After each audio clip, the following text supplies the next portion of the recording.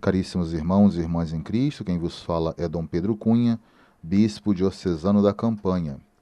Hoje é domingo, dia 7 de abril, o quinto domingo da Quaresma, cujo evangelho é o de João 8, 1 a 11.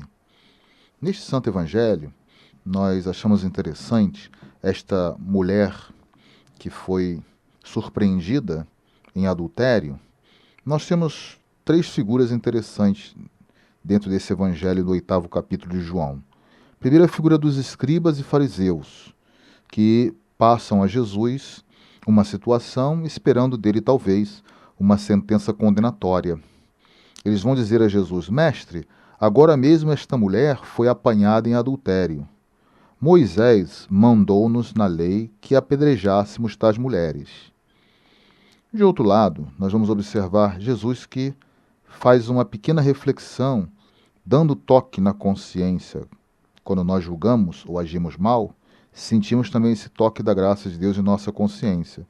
E Jesus, portanto, tem um comportamento diferente. Não é a apresentação pública do pecado de uma pessoa, como fizeram os escribas e fariseus. Jesus leva-os, portanto, a um questionamento ao dizer: quem de vós estiver sem pecado, seja o primeiro a lhe atirar uma pedra. Ou seja, não precisa de uma sentença de Jesus ou de juízo de Jesus para reagir ou agir em conformidade com a força da lei. Portanto, essa reflexão gera também um toque na consciência dos escribas e fariseus, assim também como essa mulher foi tocada ao ser surpreendida em adultério, pois que o pecado provoca, portanto, sempre uma vergonha na pessoa. E aí, portanto, diante do comportamento dos escribas e fariseus, na reflexão de Jesus, deles recuarem e sair da presença de Jesus, ou saindo da presença de Jesus, Jesus depois se encontra sozinho com a mulher e faz uma reflexão: mulher, onde estão os que te acusavam? Ninguém te condenou? Ou seja, ninguém foi capaz de condenar? Ninguém foi digno a esse ponto de emitir um juízo condenatório? Portanto, a mulher responde: ninguém, Senhor. E Jesus então vai lhe dizer: nem eu então te condeno.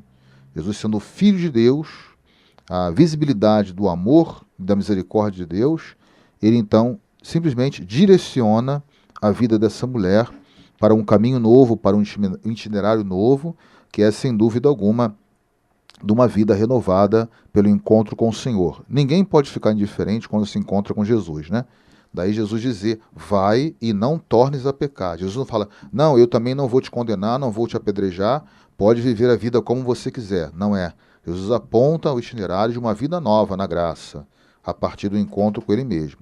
Isso é interessante observar no texto desse evangelho de João, que é um evangelho muito rico no contexto que nós estamos vivendo, desse tempo da Quaresma. Nós podemos dizer, então, que em Jesus torna-se visível esse Deus eterno e santo, né? O evangelho mostra-nos, portanto, a justiça de Deus contra a justiça dos homens, aqui representadas por esses escribas e fariseus. Esse era Jesus, portanto, quando encontra essa mulher em surpreendente adultério. Querendo então ensinar que essa justiça, que não se baseia praticamente na santidade de Deus, não vale, porque não se orientou com Deus. A justiça que vale, segundo Jesus, é aquela que se baseia exatamente na santidade e na vontade de Deus. Ou seja, é aquela que abre o pecador à experiência da misericórdia e da própria salvação. Daí Jesus, inclinando-se, começou a escrever com o dedo na terra, né? Então, Jesus mostra que de nada vale o julgamento deles, dos fariseus e escribas, né? Quem dentre vós estivesse em pecado? Daí a pergunta de Jesus, né? Esses falsos juízes, então, são desmascarados e desaparecem. Mas para a mulher pecadora, irradia também, em certo sentido, a certeza luminosa de estar livre não só das pedradas, mas pelo amor de Cristo, ou seja, livre do pecado. Isso é que é muito importante. Jesus fala exatamente: eu não te condeno. O Filho do Homem não veio para condenar, mas para salvar todo aquele que estava perdido. Por isso, não tornes a pecar, é sem dúvida a orientação de Jesus no Santo Evangelho de hoje. Então, o relato da mulher perdoada da acusação de adultério pode ser assim tomado como um modelo também para todo pedido de perdão nosso, que nós fazemos também a Deus. quando nos colocamos diante de Deus, envergonhados por nossos pecados, o nosso semblante também se parece muito ao dessa mulher. É um semblante da vergonha, da humilhação. Imaginemos-nos, portanto, nessa cena, no lugar dessa mulher, apanhada em flagrante. Então, ainda que nossos pecados não se assemelhem ao adultério, propriamente dito, né, é sempre uma vergonha que o pecado provoca em cada um de nós. Então, esse pecado é tido na Bíblia como uma espécie de uma imagem do povo que também trai o seu primeiro amor, que é Deus. Deus é o esposo fiel, e esta mulher infiel é um pouco a imagem do povo que continuamente rompe a aliança com Deus e age contrariamente a esse amor direcionado de Deus em relação ao seu povo, né? Então a nossa pergunta que podemos fazer mediante esse evangelho é: como estaria o nosso coração, como está o nosso coração ao romper daquela manhã, portanto, ao romper este amor que nós iniciamos com Deus? Não há, portanto, nenhuma explicação plausível, né, que venha de fato justificar uma traição. A traição é sempre uma traição, provoca sempre um mal na pessoa. Então, dentro de nós, poderia até surgir aquele sentimento próprio do pecado, ou seja, o desejo de ser punido, de aplacar com o sofrimento o mal que causamos. Como aquela mulher em silêncio estava esperando a sentença ou dos mestres da lei, dos escribas e fariseus, ou uma sentença de Jesus. E não vai receber nenhuma sentença, pelo contrário, mas uma palavra de misericórdia e de transformação de vida. Talvez até fosse, portanto, uma certa vantagem para aquela mulher ser apedrejada. Por quê?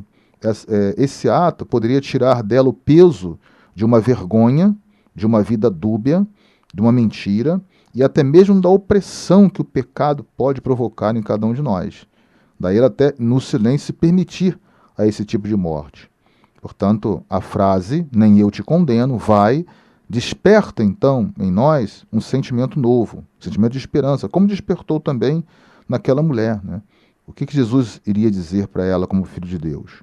E ela também, certamente, mesmo perdoada, se sentiu envergonhada por ter sido perdoada, por ter experimentado a bondade de Deus, como muitas vezes nós experimentamos. Nós agimos mal em relação a Deus, nós nos sentimos envergonhados em relação a esse pecado, mas ao mesmo tempo a vergonha é que Deus poderia nos dar alguma coisa diferente do que Ele nos dá, mas de fato Ele nos dá o amor e a misericórdia. Então, não há nada que possamos fazer para pagar tanto amor que Deus, portanto, nos concedeu. Quando uma pessoa nos dá alguma coisa, além do que merecemos, até nós nos envergonhamos também, porque não sabemos como retribuir tanto amor, tanta generosidade de uma pessoa a nosso respeito. Assim é Deus com cada um de nós. Ele age com tanto amor, com tanta ternura em relação ao pecador, fazendo com que ele se envergonhe, mas ao mesmo tempo corrija os seus vícios e comece uma nova vida. Digamos, portanto, simplesmente obrigado. Nada mais podemos dizer do que um obrigado. Mas esse obrigado significa também que nós queremos ser misericordiosos como o Pai é misericordioso conosco.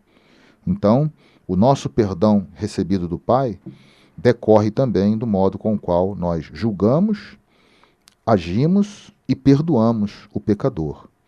Então, a reflexão que fica para nós nesse domingo é: será que sou misericordioso com o irmão? Ou também entro na fila daqueles que apontam o dedo, daqueles que lançam a pedra, daqueles que aumentam, portanto, o sentimento de culpa em relação ao irmão distante e pecador? Possamos então usufruir desse evangelho no final desse tempo quaresmal, nos preparando para a Santa Páscoa que se aproxima, e seguirmos o juízo de Deus, que é sempre um juízo de misericórdia, para que também assim, usando de misericórdia na relação com os irmãos, possamos também receber essa misericórdia no dia do nosso juízo final. Louvado seja nosso Senhor Jesus Cristo, para sempre seja louvado. O Senhor esteja convosco, Ele está no meio de nós. Deus vos abençoe e vos guarde. Amém. Ele vos mostre a sua face e tenha misericórdia de vós. Amém. Volva para vós o seu olhar e vos dê a sua paz. Amém. Abençoe-vos o Deus Todo-Poderoso, Pai e Filho e Espírito Santo. Tenham todos um abençoado domingo.